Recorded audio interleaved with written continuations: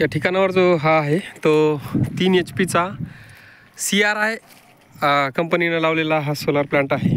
या ठिकाणी जो आहे तो आता नवीन आणि जुन्या स्ट्रक्चरमध्ये आता CRI कंपनी ही ॲड झाली होती, तर भरपूर शेतकऱ्यांनी CRI कंपनीची निवड त्या ठिकाणी केलेली आहे। आणि कालही मला वाटते काही जिल्ह्यामध्ये CRI कंपनी दिसत होते, तर अशा पद्धतीत हे CRI कंपनीचं स्ट्रक्चर आहे ते येईल। तर याच्यामध्ये ज्या प्लेट आहेत त्या नोवा कंपनीच्या या प्लेट आहेत। एका प्लेटची जी पॉवर जनरेशन क्षमता आहे ते 500 वॅट एवढी पॉवर जनरेशन आहे। एकंदरीत अदर कंपन्याचे 535-540 वॅटच्या प्लेट आहेत, पण यांनी 500 वॅटचीच प्लेट या ठिकाणावर दिलेली आहे। एकंदरीत हा 3000 वॅटचा टोटल प्लांट आहे। कंट्रोलर आहे अशा पद्धतीत आणि इथे कंट्रोलर दिलेला आहे।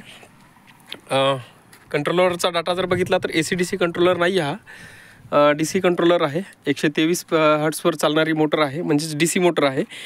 मोटर जी आहे तर V4ची मोटर आहे आणि पंप पण याबरोबर जो आहे तो 70 मीटर हेडचा पंप आहे आणि तो पंपसुद्धा V4चाच त्या ठिकाणी त्यांनी दिलेला आहे। आता एकंदरीत काही कंपन्या V6चा पंप देतात आणि V4ची मोटर देतात। फाउंडेशनच्या बाबतीमध्ये जर बघायचं तर आता हे फाउंडेशन थोडक्यात अशा पद्धतीत याचं फाउंडेशन केलेलं आहे। आता हे फाउंडेशनच्या बाबतीमध्ये जर बघायचं झालं तर कोणत्याच पद्धतीने हे फाउंडेशन योग्य वाटत नाही। एकंदरीत हे CRIची जर निवड केली तर हे अशा पद्धतीत तुम्हाला मटेरियल या ठिकाणी मिळणार आहे। हे बोरमध्ये टाकलेली मोटर आहे। वायुयोजना दूतवर जर तुम्ही नवीन असाल तर चॅनलला सबस्क्राईब करा, म्हणजेच येणाऱ्या काळामध्ये नवनवीन सर्वच कंपनीचे व्हिडिओ जे आहेत ते आपल्या चॅनलद्वारे रिव्ह्यूचे व्हिडिओ टाकण्यात येणार आहेत। धन्यवाद।